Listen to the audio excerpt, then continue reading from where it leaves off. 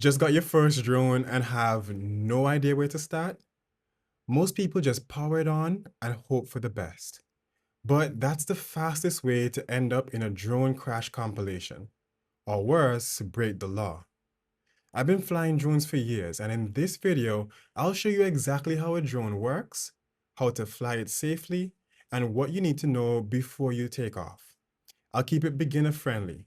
I'll explain the why behind every step, and I'll show you how to avoid the mistakes most new pilots make. But first, how does a drone work? Well, a drone is just a flying camera, but there's a lot going on that we need to understand.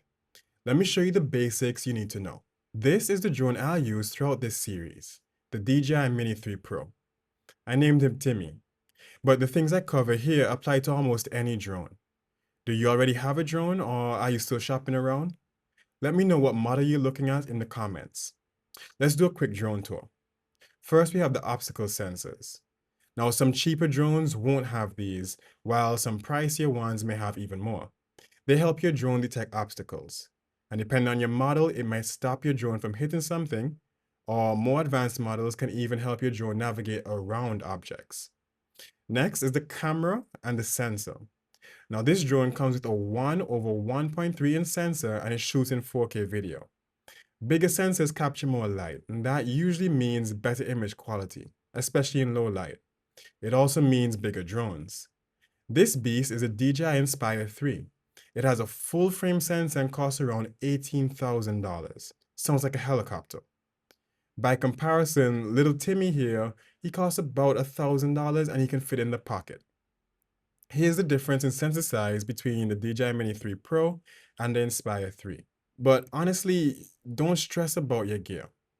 A skilled pilot with the Mini 3 Pro will always get better footage than someone with an $18,000 drone who doesn't know what they're doing. This little piece right here keeps your footage stable, and that matters a lot because of how drones move. Your drone has three basic types of movement. It can change its altitude, the direction it's facing, or the direction it's moving. Let's break down how the controller works. Drones typically come with three modes. Modes determine how the drone responds to certain stick inputs. Mode 2 is by far the most common one, so we'll talk about that. When you push the left stick up, the drone goes up. And when you pull the left stick down, the drone goes down.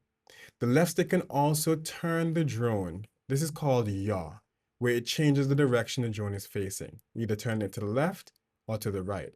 The right stick can move the drone forward, backward, left, and right. Think of it like this. The left stick changes the drone's height and the direction it's facing. That's that yaw move that we talked about. While the right stick can move the drone in any direction, but it's always going to be at the same height. Now remember, these directions are relative to the drone, not to you. So if the drone is facing you, moving it left on the stick would move it right from your point of view. This might take some time getting used to. And once you start to combine these movements, that's how you get smooth cinematic. Before we move on, there are a few physical features you should be familiar with. These are the propellers. They keep the drone airborne. Always check that they're securely attached and not damaged. A cracked or bent propeller can ruin your flight and ruin your day. Now, most drones fold up for portability. So when unfolding the arms, make sure you follow the correct sequence recommended by the drone's manual. For some drones, folding them in the wrong order can damage the gimbal or the motor or its joints. This is the battery. Always double check that the battery clicks fully into place. A loose battery can disconnect midair, and that's how crashes happen. This is the slot for your memory card. Your drone may or may not have come with a memory card, but if you have to buy one, make sure it's fast enough to handle 4K video or whatever video resolution is the highest that your drone can shoot in. And please, don't skimp on the memory card. Get a good one if you can. Look for memory cards that are rated V30 or higher. That's basically the speed that the memory card operates at. You see, each one of these steps, it takes a couple of seconds every flight, but skipping them can just cost you a flight or it might even cost you your drone. Now let's talk a little bit about laws and safety. Every country has different drone laws, so it's your job as the pilot to look them up. This is as simple as typing into Google drone laws in my country.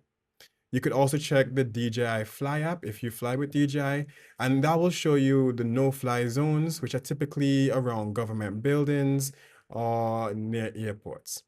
Some laws require that you need to be able to see your drone at all times, not just through the screen, while other laws require certain licenses based on your intentions.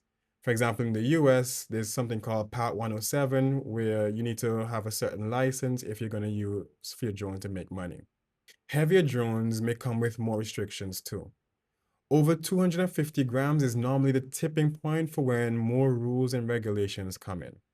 And there's a lot of content out there already, so do your research. But there is one law which is actually one of the most important laws, but for some reason it always gets overlooked. And in fact, many people aren't even aware it exists. It's called common sense. Just use it when you're flying. So that means not flying over crowds or making sure you have the proper registration, not invading people's privacy. You see, when I got my first drone, I spent a long time, well over a year, drowning in tutorials, guides, online courses, just trying to figure out how to get better shots. These videos are the ones that I needed. Now, it doesn't matter if you're a travel influencer filming vacation B-roll, a real estate agent shooting a home, or just a parent filming your kids playing. This will take you from a complete beginner to a confident creator. That's the whole reason why I made these videos. So you don't have to waste time or get overwhelmed like I did.